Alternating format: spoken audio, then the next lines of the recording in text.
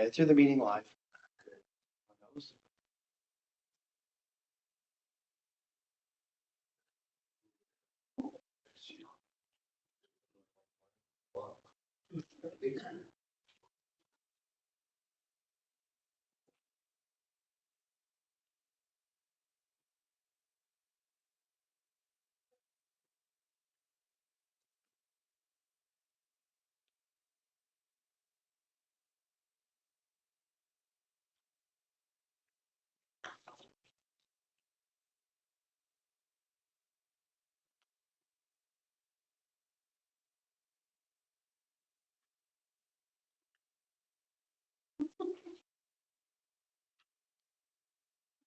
That's Friday.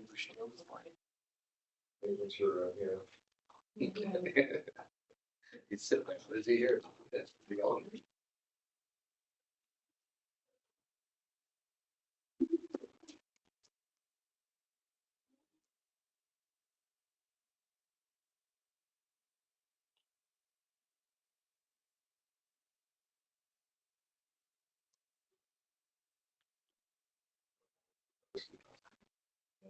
Yeah, look at them. No. Call meeting order. I'll acknowledge the Smoky Valley, which we learn one of the United States of it's known to the territory of the Smoky people who live or smoking. In the event, adoption of the agenda as presented. So move, Mr. Mayor. Thank you. Earlier, second. Yeah, all in favor? It's carried. Thank you. We have no petitions or delegations today. Brings us down to staff reports. The first one is a capital expenditures and social funds from James. Thank you, Mr. Mayor. It is attached on the report. Basically, it's just the excerpt from Schedule C of the past 2024 to 2028 financial plan. We did discuss this in strategic planning, so if anybody got any further questions on the report?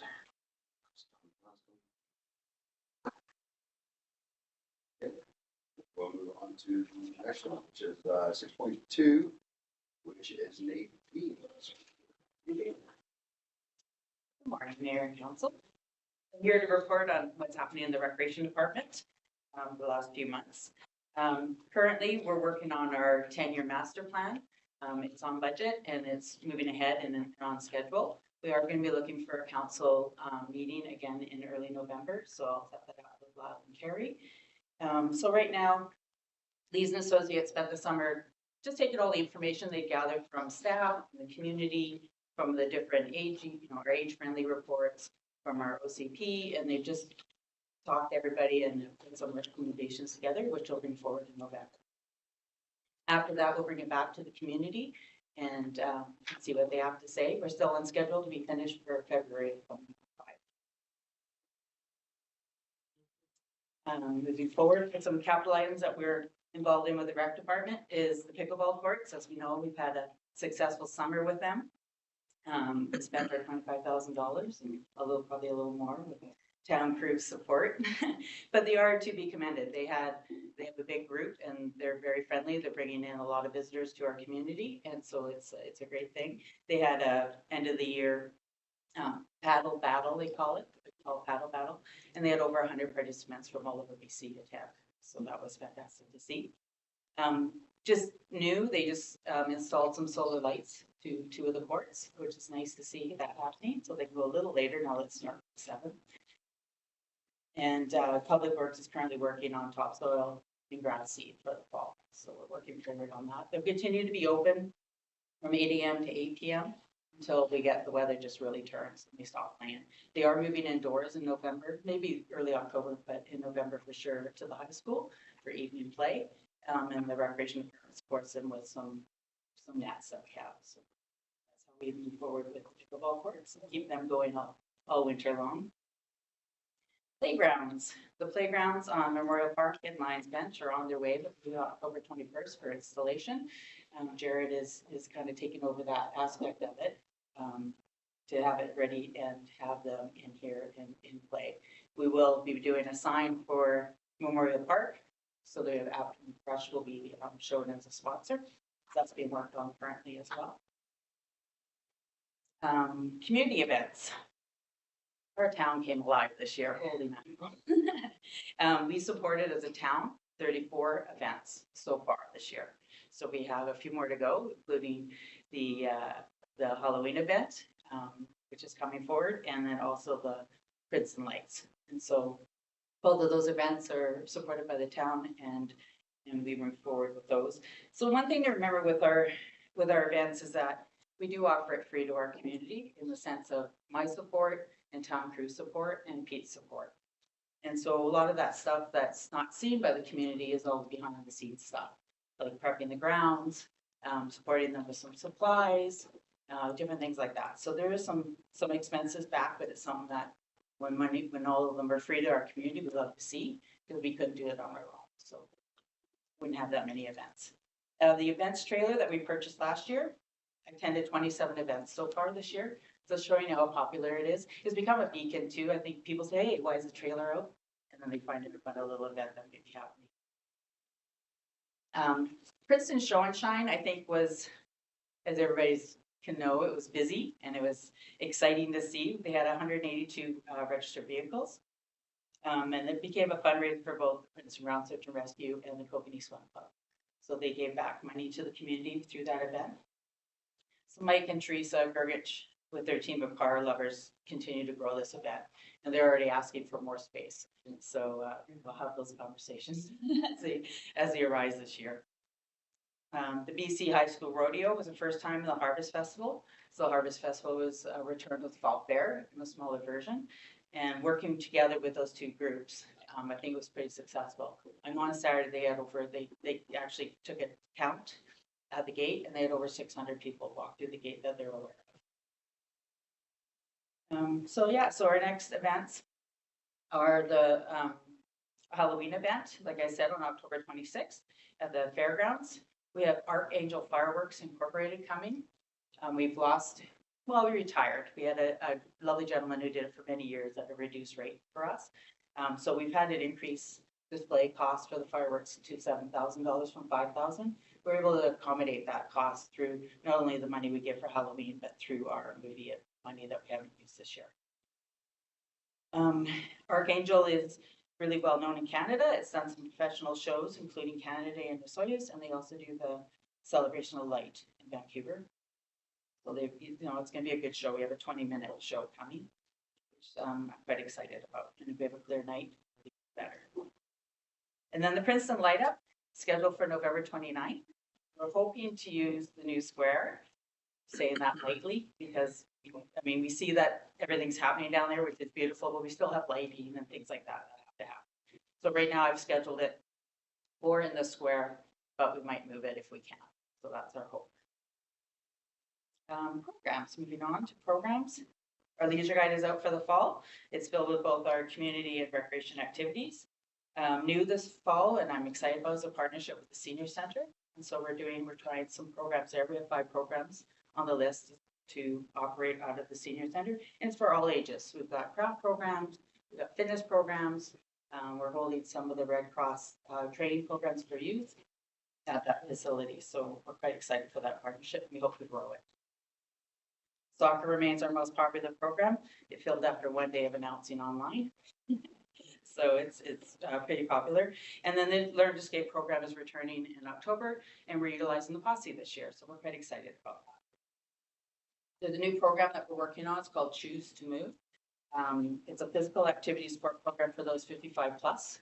And we're hoping to hold it at the Senior Center. It's a free program to the community. And it's a one-on-one training. So it's having people, up to 15 people, who join a group, and they'll meet weekly with an instructor, and then they'll also meet privately. So it's to help improve those who want to improve their fitness or their well-being.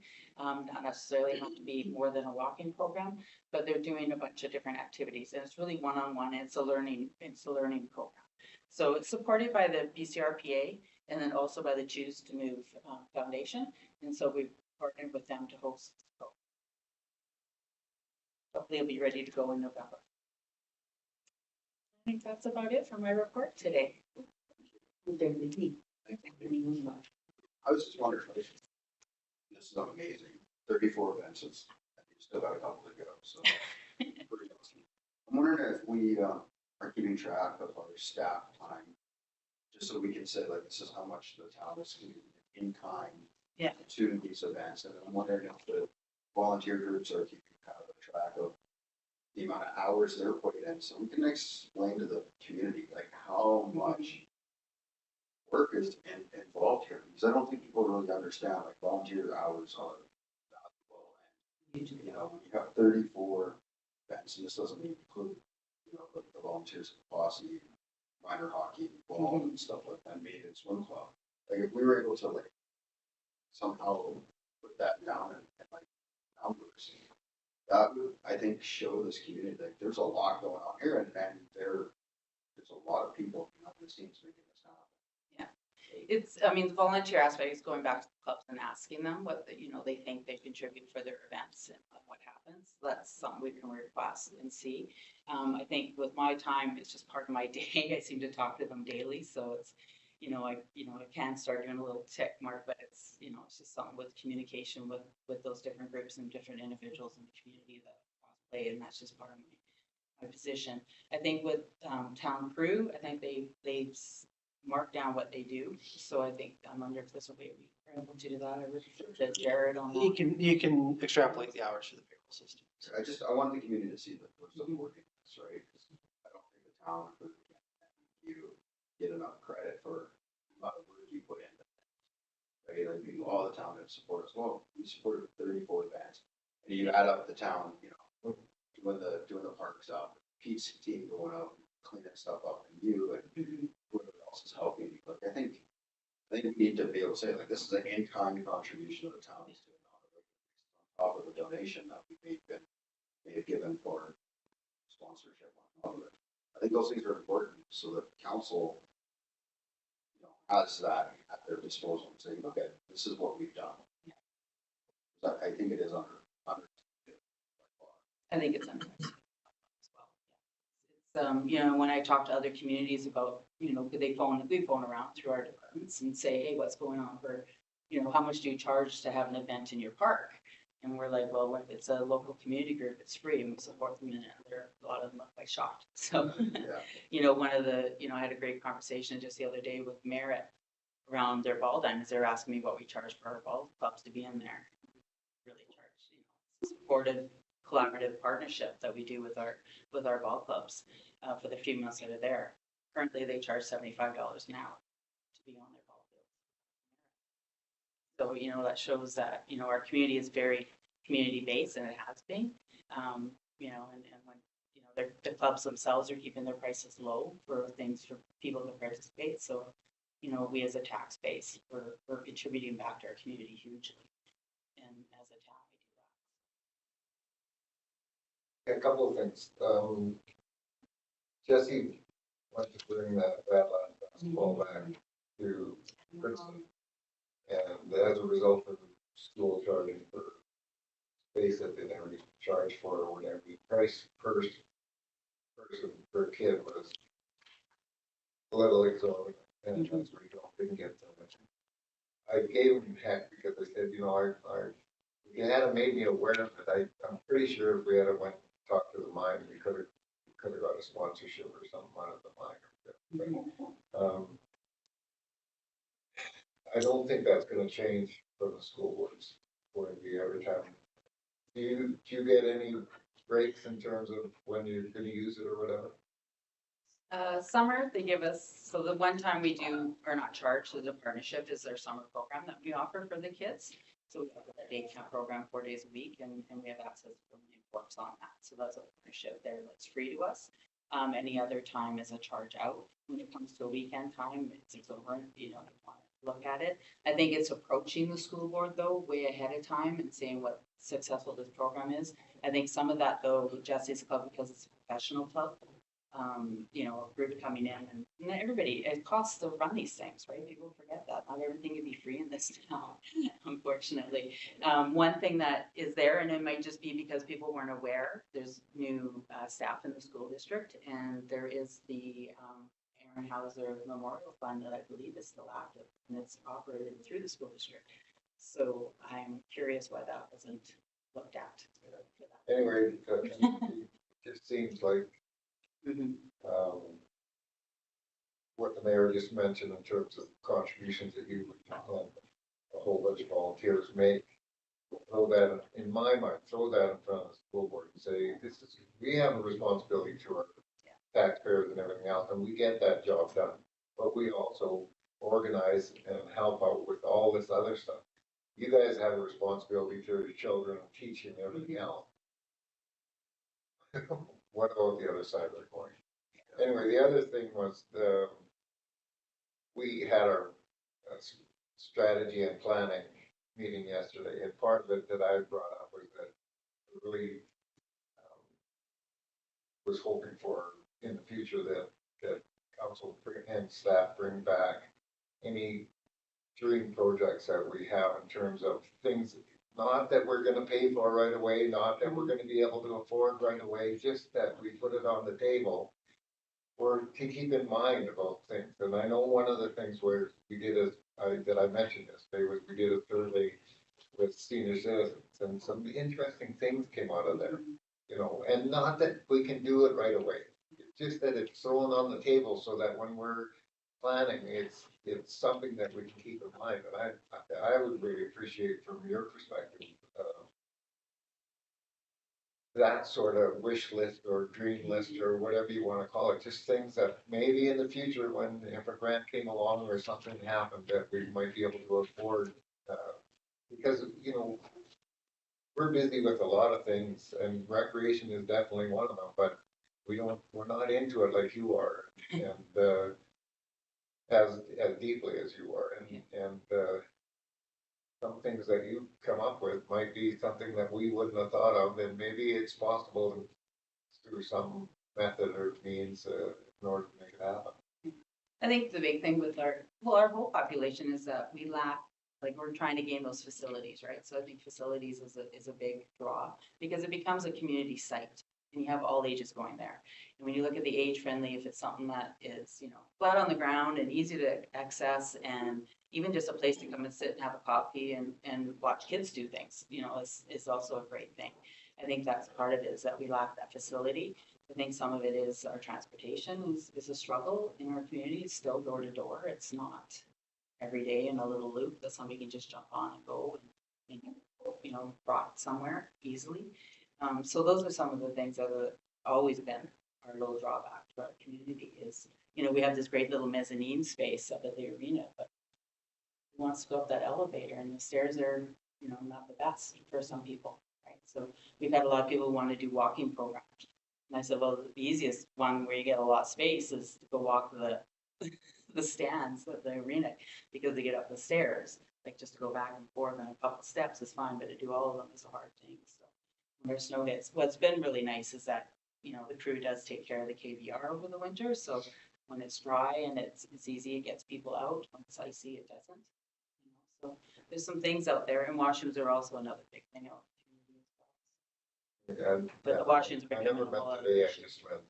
I've got lots of ideas, Randy. Keep it going. So I think it's looking at all Just had ages. one on the tip of your tongue anyway. I know. I need that indoor facility, please. Yeah, municipal. You add a note of that one, we should put it on facility usage of disposal. They've asked for the meetings. 4 days. They have just different tenants. Mhm, that should be great, Anybody else, mate? I just wanted to say about the pickleball courts, I think they look so good down there, but the best thing is that they're so welcoming down there. I've been there with my kids and stuff, and they join you and they help, and they, you know, they every time you go down there, they ask if you want to play or you know, or they'll come up with anything. They plus the rules, kind of. yeah. So no, I think it's great. Yeah, Thanks, Amy. great. Thanks for coming. Do you have a recommendation to just proceed with sort of. Smith. All in favor? Next one is, Gary. This is just a repeat of yesterday. So these are 5 projects that my team and myself are currently working on. It shows start date, completion date, the budget amount, council resolution, and the source of funds. And I'm just requesting that council receive it for information.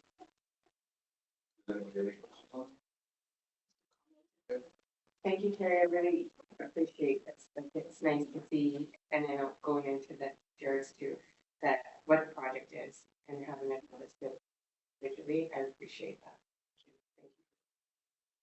Jared, thank you.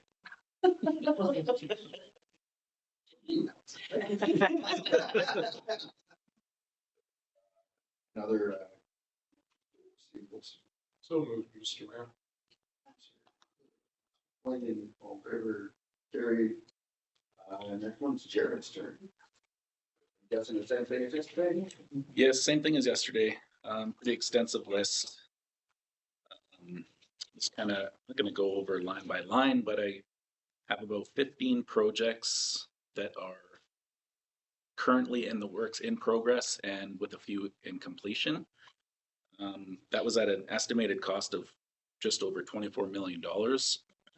For that cost, in conjunction with grants and everything like that, the town contribution is $2 million. So we received a lot of money and getting a lot done for, a little amount. 20? Yeah, 24 million. So we received 24. Well, sorry, not quite. Of the $24 million worth of projects, the town is responsible for 2 million. 2 million. Yeah. In assistance. Yeah, exactly. So that's pretty great. Again, not to go into too much depth, but in the queue, I have another around 21 projects that need to be done. At an estimated cost of another 10 million, just over 10 million.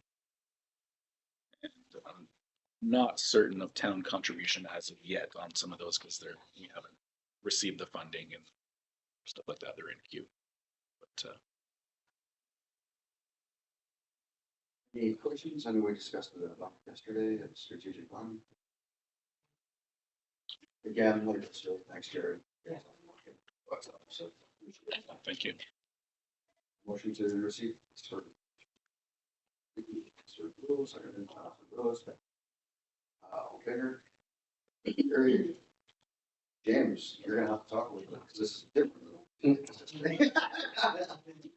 Thank you, Mr. Mayor. Yes, when I was preparing the reports back for the first quarterly committee of the whole meeting, I actually basically broke down what the finance department does over the year. So I thought I'd give that update first and then get specifically into what the capital project said. So as was alluded to already through this meeting, we have started our budget process with our strategic planning session held yesterday. And got a number of directions from council. Right now, finance will be putting that into the form of a first draft of a budget document for the 2025 to 2029 fiscal plan. And we'll present to council in the first half of November, date to be determined based on council availability. We've done some financial analysis. I already have roughly a operational budget that's balanced. I usually do before I go into strategic planning, but then a whole bunch of capital items go in that are funded by taxation. So that usually throws the budget out of whack, so I get to redo it again. So the budget we have in November will have the capital projects we discussed yesterday. So that's the variance analysis that was listed on there.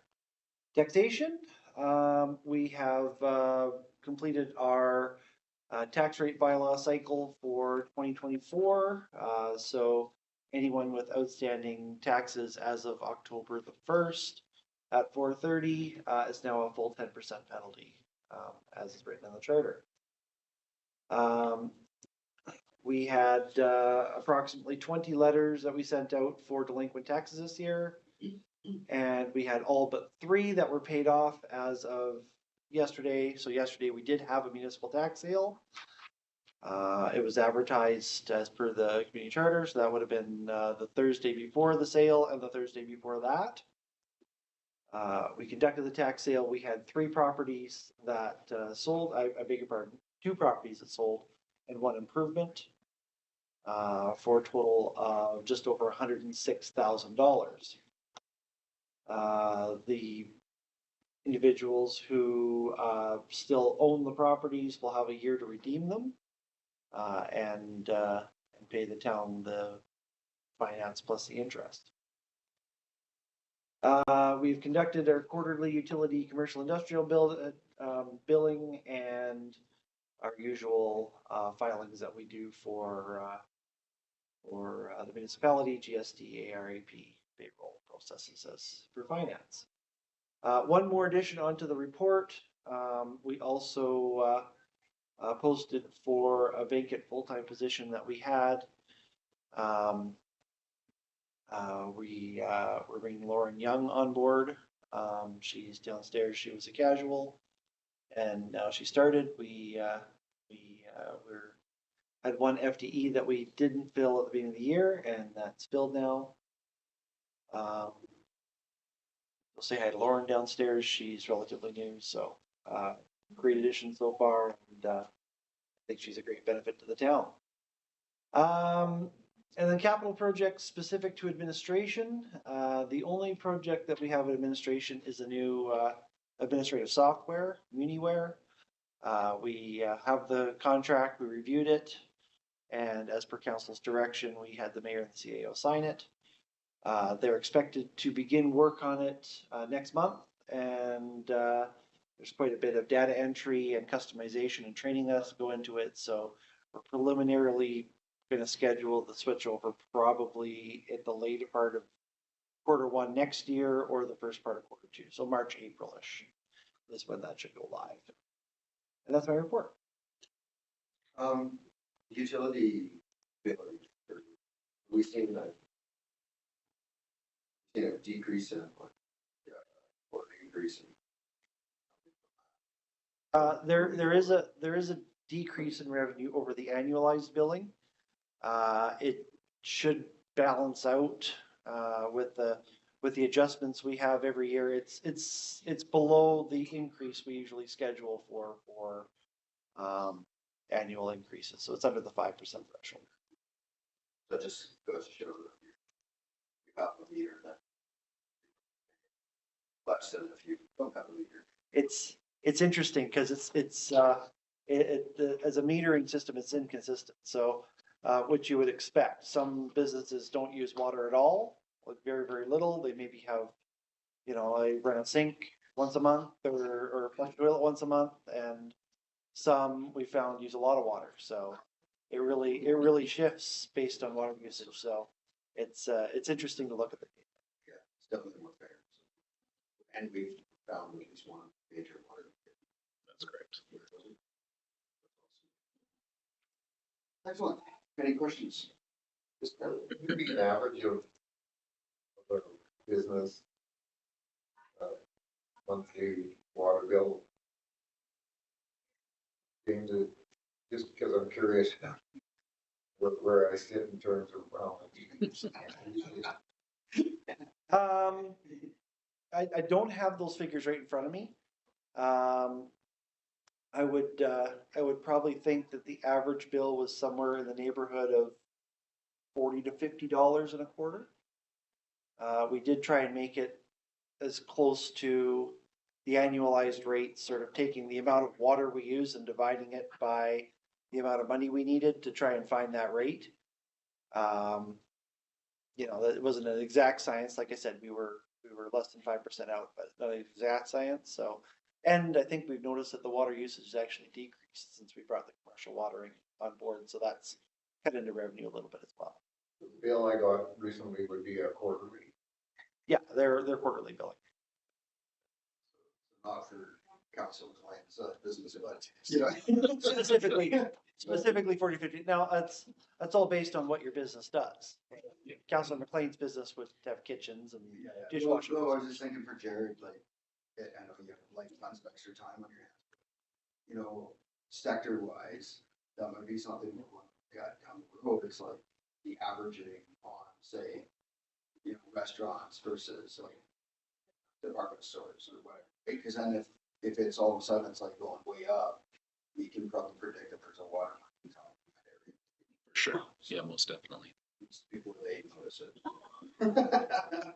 It's also based on historic data. You know, if you use 10 times more water in a period than the last period, then you probably have a leak somewhere. Yeah. That developed over that quarter.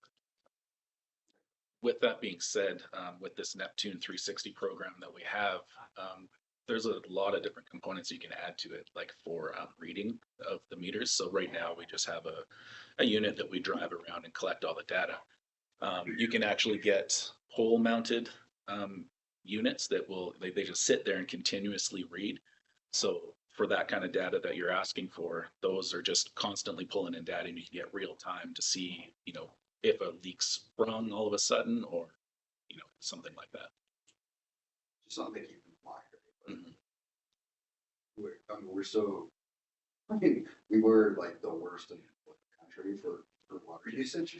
Anything we can do to like make that better is like a bonus. So, you know, I'm excited that we're discussing water meters at a residential level and everything so that we can get all this under control. You know, we've done a bunch of work already on water lines. There's more coming in so that we can try to get all that stuff out. So, and anything, I mean, that's not a moniker I want to keep. So, you know, most water usage happens in the country. Yeah, my point was that it's interesting from my perspective, not just for me, but for any business along the same lines as me, is if I'm paying a certain amount and somebody, you know, I'm paying the average, well, the person knows that. If he starts to pay $100 to $200 more a quarter, he's thinking, hey, maybe I better look into this. I'm above the average sort of thing. You know what I mean? It's kind of handy. It would work from that perspective. So.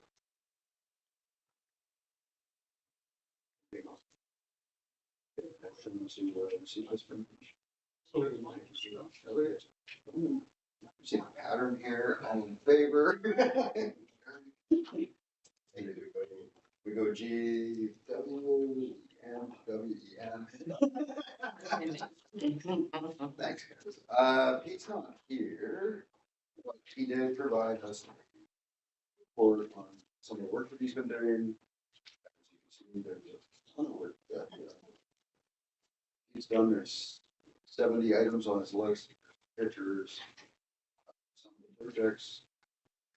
He does have a picture in there of the solar panels on the arena, and then he's mentioned that the new Olympia to arrive October 7th or 8th. So today being the 8th, it's Even in the picture. Somewhere, right?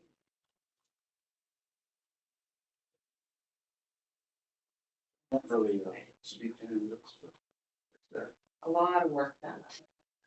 Yeah. For sure. And I noticed it at Harvest Festival and high school review. Yeah. What do you have motion to proceed that? I'll make the motion there. I'll second. Thanks.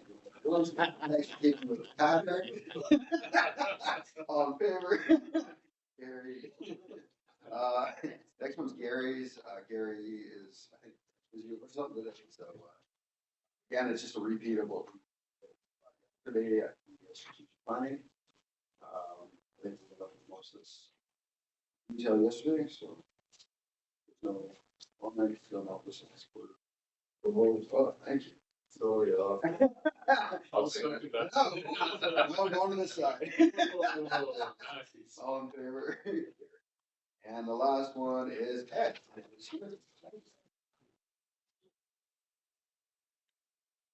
Mayor and Council. My report has to do with the capital expenditures listed. Urban Wildlife Annex 3rd floor and ladder track truck purchase. So there's been no progress on the Urban Wildlife Deer Select Committee. Annex 3rd floor is seating. Committed about 15,000 for that. There's no place to park the ladder truck, so we've held off on.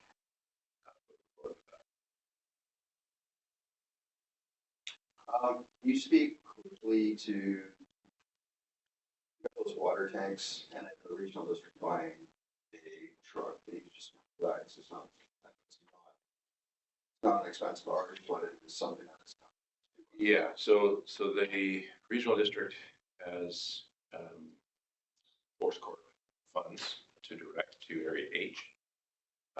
And they chose to contact me in regards to items that might be useful for the fire department in the fire season, specifically for wildland fighting. We don't have a purpose-built vehicle for that currently. We've been implementing that service to vehicles that we have in our phase right now. So we put money, designated money for a purchase of a flat deck truck with 4 seats that can be used to access forestry roads and a little further out than what we have typically been able to get to. The past 2 years, we've been asked by the Forest Service to put up a crew on standby, a crew of 3 and a vehicle. This year was 2 vehicles, 2 crews, for 3 weeks. We were requested to respond 3 times.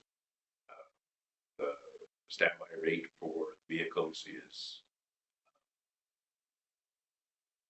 compensated, and the compensation rate for actually being deployed is lucrative. And that's the history behind why this question came up in the funding going to this purpose.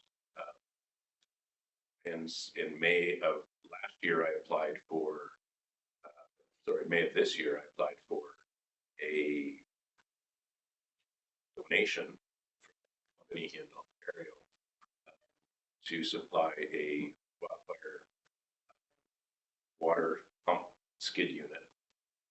So it was delivered to our department last month, and it has about 1,100 liters in water and a pump, and it's meant to just slide into the back of the pickup 1 ton, and that vehicle then becomes a water shuttle or response vehicle. So in addition to the other purchase with the regional district, that will be another asset that we can deploy as needed in times that we're in high extreme fire concern. Eric's got one. Eris received one. There was one applied for to Karamias as well.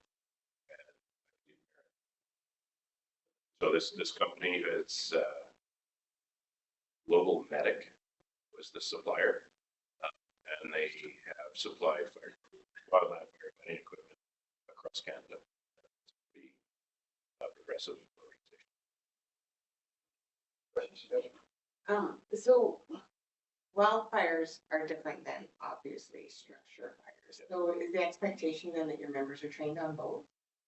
We've been trained on both for years. Okay, and then, but it's also then to supplement the BC wildfire. not to. Yeah. Not taking their coverage away too, right? I mean, Right. So the fire chief is very specific about how, when, and where we can support Forest Service in this function. There are departments in the province that have the vehicles and equipment and personnel to support the forest firefighters exclusively for 5 months, 4 months. We're not that department. I'm very aware that we're in the organization. We're the western edge of the Okanagan. If it's busy there, nobody's coming here to assist. So the fire chief protects resources very, very tight. If he agrees to assist Forest Service, it will be within our valley. So to that, this year up at Eastgate, Yes, it was mostly municipal fire in the region with the support guys, with the BC wildfire guys out in the bush. But then they got some of them pulled out. There's some, Forest Service. So I'm not particularly well informed about the whole situation. just 20% something. Yeah, I don't know exactly what happened. As the fire developed, there were a request for structural protection units to be deployed. Those units are usually made up of municipal fire departments and a configuration of different individuals. Those remained on site for the whole duration of the fire while protection for structures was needed. At some point, the fire scenarios changed in BC, and some of the firefighters from the Wildfire Service were no longer assigned to that fire at that time. So there was a bit of a switch over, and they moved crews out and moved crews back in. And oftentimes that has to do with a 10-day cycle of work and a 5-day rest period. So it's just the way that things sometimes work out. I'm not sure the timing. I don't know the reference for what. And we did apply for that one grant that we were successful on to train. The federal grant. Yeah. Yes, there was no, it was oversubscribed. We didn't meet the intended requirements for that purpose. Yeah, we really like to try to do that again. Um, It's a good idea. I communicated with the regional district. There's a regional district specific grant available for each of the electoral areas. So area H would qualify for $10,000 to train and equip with equipment for about 7 firefighters. I put that in quotations. So this would be a organization, society within a community that would be interested in helping Forest Service or someone who is trained to go and do firefighting with them. So it's pre-deploying the equipment for safety and pre-training those individuals to be able to understand the way you work with Forest Service. It's basic information, it's basic PPE, and it would apply to a location like Missoula Lake, Eastgate, Hayes Creek, interface areas without lacking in a great deal of fire protection. The role that Princeton Fire Department would play would be assisting in the training and development of that program for Area H. So it would be in-kind service for them. One more question on the fire truck. So that it's been, you haven't done work, like, is it gonna, like, thought the intention was to do a deposit so that when it was time, is it different? So this is the ladder truck. Yes. And it was only $75,000 to receive a good used second Oh. truck with place that vehicle, we've not proceeded with that expenditure. The replacement vehicle for frontline fire service vehicles is, the chassis has been purchased. Okay. The design is underway, and I think they've actually started loading it up. So that's a commitment. So for the ladder truck, then it's dependent on having another facility to store it in. That's- So we're never going to be able to put it in there. And is it somewhere we could store a big fishing net? Or is it preferred that it's where you are? Like where the fire department is? If you don't want to have it stored away from that.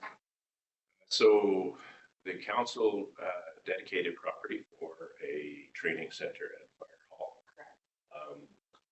We have let a contract for a design moving forward, which would include the site for that truck to sit. So you just we're not needing the ladder truck until we have the actual. We don't have a requirement to have it yet. Yes. We have those buildings over a certain size and we have to have one. So we've got some leeway here. Yeah. The intent was to have the ability to purchase it if the requirements were to change. Right.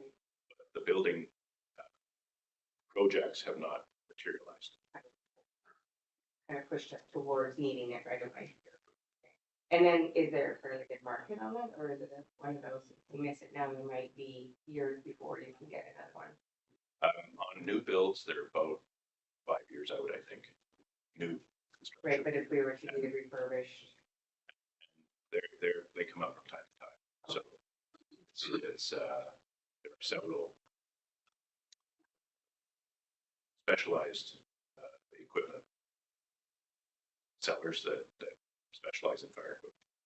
my question was just leaning towards like, should we still go towards purchasing it and find a different place to store it? I don't think we have the pressure for that currently. But if you're thinking about your strategic planning, maybe to leave this on this year would be. If those two apartment buildings say do get built, We have. we have to have them. So that's where we're halfway to. Yeah, thank you. That answers. He was- Thanks, Ed. You're not now, so. ask for a motion. You, quit. Oh, I'll second. All in favor? Carried, then two. Those two. I'll make it. Oh. You got some new business? I have a question. It's information that we just went through over the last couple of years. Is it released to the public? Yeah, it was all This- public meetings. Okay. Because as far as I'm concerned, I think the public needs to be aware of it. If you go through this list, you just sit back and listen to the workload that Nadine has been going through just with the recreation. We're very informed about the workload that Jared's going through in terms of infrastructure and all that. Carrie and Mark in terms of building inspections, permits, or building permits, and all that sort of thing. Ed in terms of fire and flood response and everything else. Carrie with beautification and all that sort of thing. And then it's all tied together by the financial guru over there sort of thing. Minister. As far as I'm concerned, people need to, if they sit there and say, well, you have a lot of people employed here, well, yeah, we do. But I can name every one of them and the workload that they're working under. I think people need to be aware of that in terms of, you mentioned about, Nadine's summarizing the sort of thing that we can be able to say to people, the workload that she's under and that the volunteers are under and all that sort of thing. Well, it goes across the board as well. And it's, I don't know, it's, you'll hear, well, we have a lot of people employed. Well, I can't wait to be able to sit there and say, well, where do you want to begin? Because I can tell you what we're responsible, what our staff is responsible for in terms of maintaining it all. You know what I mean? I definitely do. That's why yesterday in strategic planning, I'm like, before we start adding more stuff, the workloads, we need to fully understand. That's why I throw all these reports. So we fully understand what it's basic, because, you know, we've had really high expectations and they've met all those expectations, and then, you know, we throw a flood on top of it, and it's like we, you know, we have a road bump. I'll say that, but really, at the end of the day, the strategic priorities that we had as a council, when we first got elected, the first time, we have almost not deviated from any of that. And, you know, we were about a year behind on some of our projects. But other than that, we've kept a pretty close and tight timeline to where we originally want to be. And that's because we have, I'll put our staff up against any staff in the province. And they're amazing, and I can't say that enough. And I hope they all know that. I try to tell them as often as I can to appreciate the work they do, because their workload is more than any city in this province. And yeah, And this is all public knowledge, right? you know, well, yeah. Just the, you want to get it out there. It's on, it is on our website, and anybody who has subscribed to receiving our agendas has received the agenda. Anything else? Motion to. Second motion. Unless, all in favor. Gary, If that is the right word. Yeah. that's good, that's good. You put a little mix in there, after that, we're adjourned. So you can take us out.